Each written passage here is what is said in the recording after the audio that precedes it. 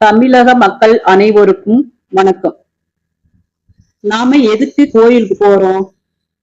மன அமைதிக்காகவும் நிம்மதி தேடியும் கோயிலுக்கு செல்கிறோம். கோயிலுக்கு போனா நாம குடும்பத்துல பிரச்சனைகள் ஏதாவது இருந்தா சரி செய்துக்குது, குழந்தைகள் திருமணத்திற்காகவா, வேலை கிடைக்கிறதுக்காகவா, இல்ல உடம்பு சரியில்லைன்னா சரி செய்துக்குது ஆண்டவா அப்படின்னு கேட்கறதுக்கும் கோயிலுக்கு நம்ம செல்கிறோம்.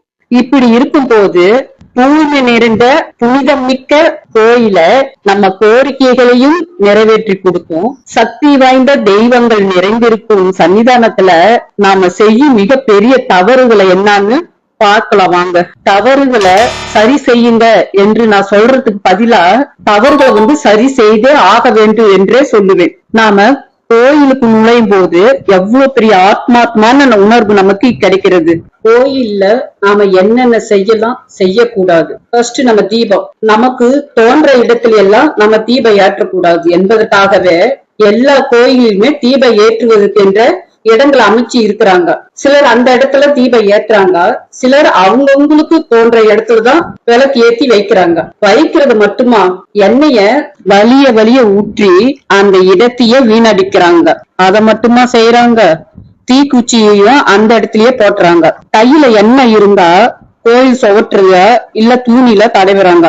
அது மட்டுமா, கோயில்ல அந்தந்த இடத்துல சிற்பங்கள் இருக்கிறத நம்ம பார்த்திருக்கிறோம். சிற்பங்கள் பாதத்துக்கு முன்னாடி கொஞ்சம் இடமும் இருக்கும், அந்த இடத்த நம்ம விட்டு வைக்கிறது இல்ல. அங்கேயும் தீபம் ஏற்றுறாங்க, கப்பூர்த்தி ஏற்றுறாங்க.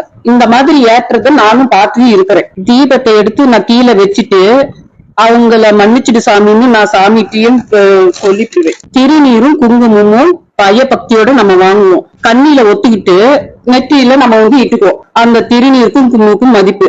மீதியை நம்ம என்ன பண்றோம், அங்க இருக்கிற தூணுல இல்ல பிட்டுலையா ஓரமா கொட்டிட்டு வந்துடுறோம். அவ்வளவுதானே உங்க பக்தி?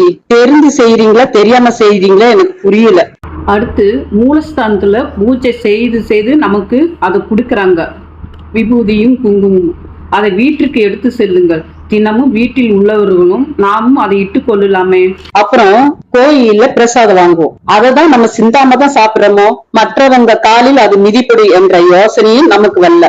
முக்கியமா கோயிலுக்கு செல்லும் போது உங்க பையில ஒரு சிறு துணியை எடுத்து செல்லுங்க. கையில் என்ன ஆகியிருந்தா அந்த துணியை தொடச்சுக்கோங்க.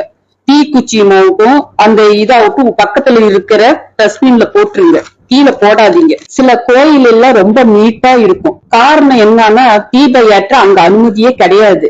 காரணம் நாமே தான். எனக்கு தெரிஞ்ச இன்னொன்னு நான் உங்ககிட்ட சொல்றேன். கோயில் முன்னாடி கொடிக்கம்பம் இருக்கும், அது எல்லாத்துக்குமே தெரியும். அந்த கொடிக்கம்பத்துல முன்னாடி விளக்கு போடுறதுக்கு இடம் அமைச்சிருந்தாங்கன்னா அங்க நீங்க விளக்கை ஏற்றி, நான் ஏற்றுகின்ற ஜோதி எல்லா தெய்வங்களுக்கும் போய் சேரட்டும் என்று நெய் தீபம் ஏத்துங்க. அது ரொம்ப ரொம்ப நல்லது. அதுதான் ஜோதியே. தினமும் எண்ணெய் ஏற்றுவதற்கு பதில் வாரம் ஒரு முறையா இல்லைன்னா இருமுறையோ நெய் தீப ஜோதியை ஏற்றி வழிபடுங்கள். கோயிலின் தூய்மை பாதுகாக்கப்படும். சாமியை நேசியுங்கள். அடுத்த வீடியோவில் தெய்வீக சிந்தனையில் சந்திக்கலாமா?